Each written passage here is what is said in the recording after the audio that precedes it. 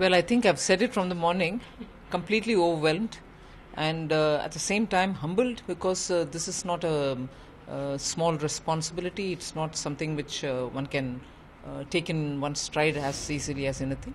But I think it is a major responsibility and I just don't have any words to... Ma'am, but you must have known before today because you would have had to clear the security clearances, etc. Well, no, I knew only today that last evening I knew that I'm getting a cabinet position, but as regards the portfolio, it is only today that I've got to know. So you're leaving behind a very strong legacy at the Commerce Ministry.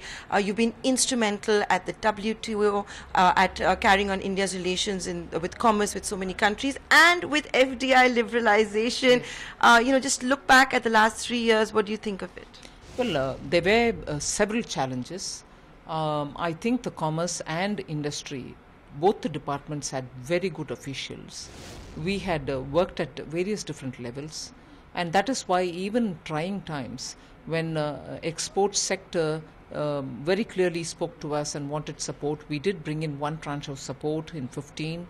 Now in the context of the GST, we also tried to review the foreign trade policy, working on some schemes. Of course, it may not be proper for me to talk about it now, but we did take all the measures. And I'm sure with the very efficient and experienced presence of Suresh Prabhuji there, things will move forward. And in industry, Make in India, Startup India, and also being buoyant with Startup India, making sure that Startup India also has a completely responsive system. We also created quite a few mechanisms through which they can work.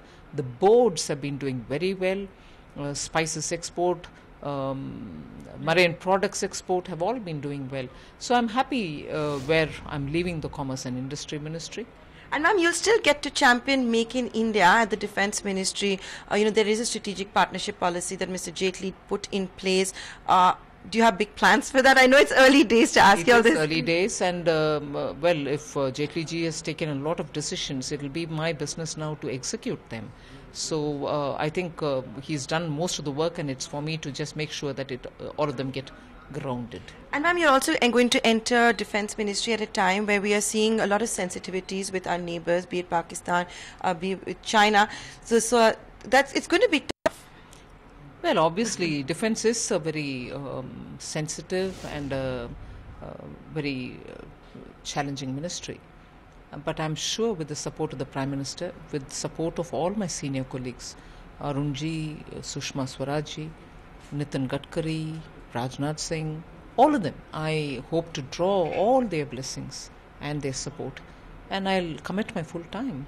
As a lady, can I say this is a tall moment for us women, also with you making it to the Defence Ministry, women empowerment. But if you do look at the entire cabinet rejig there, it's almost as if every section has been thought of. Would you agree with that? I think so, yes. On women empowerment, definitely the message is very clear, and I'm so happy that I've been receiving not just receiving, good wishes are pouring in, and I'm so grateful to each one of them who have wished me well. But as it is, I think the Council of Ministers has been well thought out. All kinds of people with different varied experiences have been brought in. Including former bureaucrats, diplomats, cops. Is this a new lifeline for people who are going to retire? And also looking at the contribution they can make, because many of them have come and joined the party, served the party for several years now, and therefore, why not? By the sheer fact that they've been ex-bureaucrats, the party can't benefit from their services, and after all, they've joined the party, they've given party its best time in the last 4 years, and I think therefore recognizing that aspect is also important. Ma'am, just two final questions. One being, is this a cabinet reshuffle which has given a new dimension to accountability?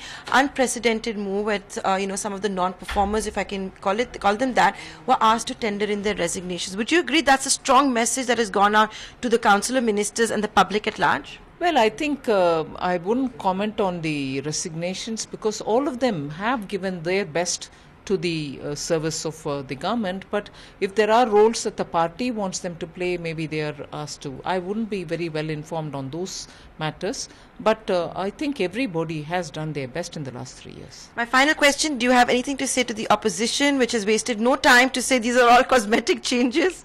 Well, opposition can say many things, and we do take their comments in our stride, and where necessary, we take the message which they want to give us. Find us on Facebook at facebook.com/ETNow, and don't forget to click the like button. You can also follow us on Twitter at ETNowLive. To stay updated with all our programming, hit the subscribe button on our YouTube channel by logging on to youtube.com/ETNow.